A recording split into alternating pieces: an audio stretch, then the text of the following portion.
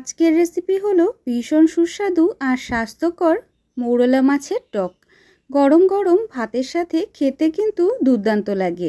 আপনাদের মুখে যদি রুচি না থাকে তাহলে এই রেসিপিটা আপনারা অবশ্যই একবার বাড়িতে ট্রাই করতে পারেন। নমস্কার বন্ধুরা, মমস কিচেন বেঙ্গলিতে আপনাদের অনেক অনেক স্বাগত জানিয়ে আজকের ভিডিওটা শুরু করছি। আমি এখানে নিয়ে নিয়েছি মৌরলা মাছ। মাছগুলোকে আমি আগের থেকে কেটে ধুয়ে পরিষ্কার করে নিয়েছি। এখন মাছের টকটা তৈরি করার জন্য আমি এখানে মাছের গায়ে প্রথমে লবণ আর হলুদ মেখে নিচ্ছি। প্রথমে লবণ দিয়ে দিয়েছি, তারপরে হলুদ দিয়ে দিয়েছি। এখন হাতের সাহায্যে ভালোভাবে মাছের গায়ে আমাদের লবণ আর হলুদ মেখে নিতে হবে। মাছের গায়ে ভালোভাবে আমি লবণ হলুদ মেখে নিয়েছি।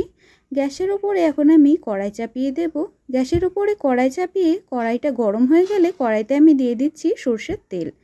তেলটা ভালোভাবে অবশ্যই আপনারা গরম করে নেবেন। আর গরম করে নেওয়ার পরে সমস্ত মাছগুলো তেলের মধ্যে আমি ছেড়ে দিচ্ছি।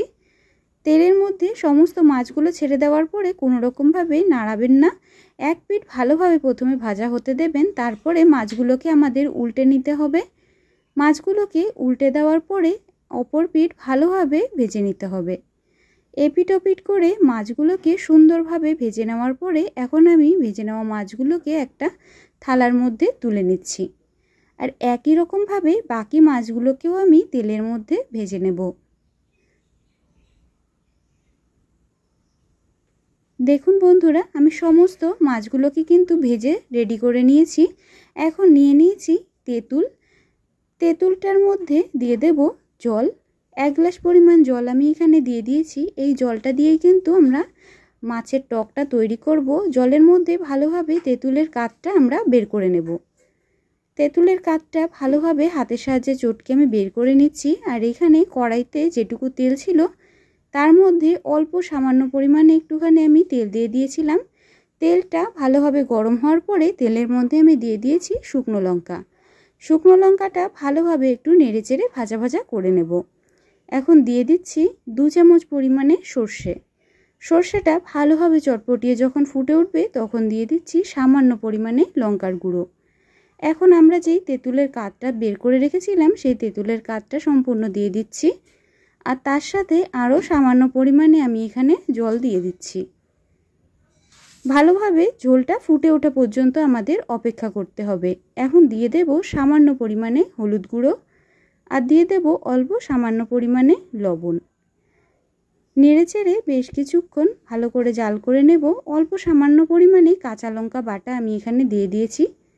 আপনারা ঝালটা যদি বেশি খেতে চান আপনারা লঙ্কা বাটার পরিমাণটা একটু বাড়িয়েও দিতে পারেন। এখন ঝোলটা ফুটে উঠলে সমস্ত ভেজে রাখা মাছগুলোকে ঝোলের মধ্যে দিয়ে দিচ্ছি। আর বেশ কিছুক্ষণ এইরকমভাবেই আমরা রান্নাটা করে নেব। বন্ধুরা, ঝোলটা ফুটে উঠেছে। এখন আমি দিয়ে দিচ্ছি 1 চামচ পরিমাণে সর্ষে বাটা। আপনারা যদি সর্ষে বাটা না দিতে চান আপনারা স্কিপও করতে পারেন, তবে সর্ষে বাটা সামান্য পরিমাণে দিলে স্বাদটা কিন্তু খুবই ভালো আসে। সর্ষে বাটাটা দেওয়ার পরে ঝোলের সাথে নাড়িয়ে চাড়িয়ে আমি বেশ কিছুক্ষণ মিশিয়ে নেব। আরও বেশ কিছুটা সময় আমাদের মাছটাকে ঠিক এই রকমভাবেই রান্না করে নিতে হবে। গরম গরম ধোয়া ওঠা ভাতের সাথে মৌরলা মাছের এই রকম টক হলে আর কিন্তু কিছুই দরকার হবে না। অনেক সময় আমাদের জ্বর ঠান্ডা লাগলে সর্দি কাশি হলে মুখে রুচি থাকে না, তখন কিন্তু মৌরলা মাছের এই টকটা যদি আপনারা খান তাহলে আপনাদের মুখের সমস্ত রুচি ফিরে আসবে। দেখুন বন্ধুরা, মাছের ঝোলটা কিন্তু একদম রেডি হয়ে গেছে। মৌরলা মাছের টকের রেসিপিটা আমার তৈরি হয়ে গেছে। গরম গরম ধোয়া ওঠা ভাতের সাথে এই রকম মৌরলা মাছের টকের রেসিপি হলে কিন্তু আর কোনো কিছুই লাগবে না। আমার এই রেসিপিটাকে স্কিপ না করে শেষ পর্যন্ত দেখার জন্য অনেক ধন্যবাদ। ভালো থাকবেন, সুস্থ থাকবেন।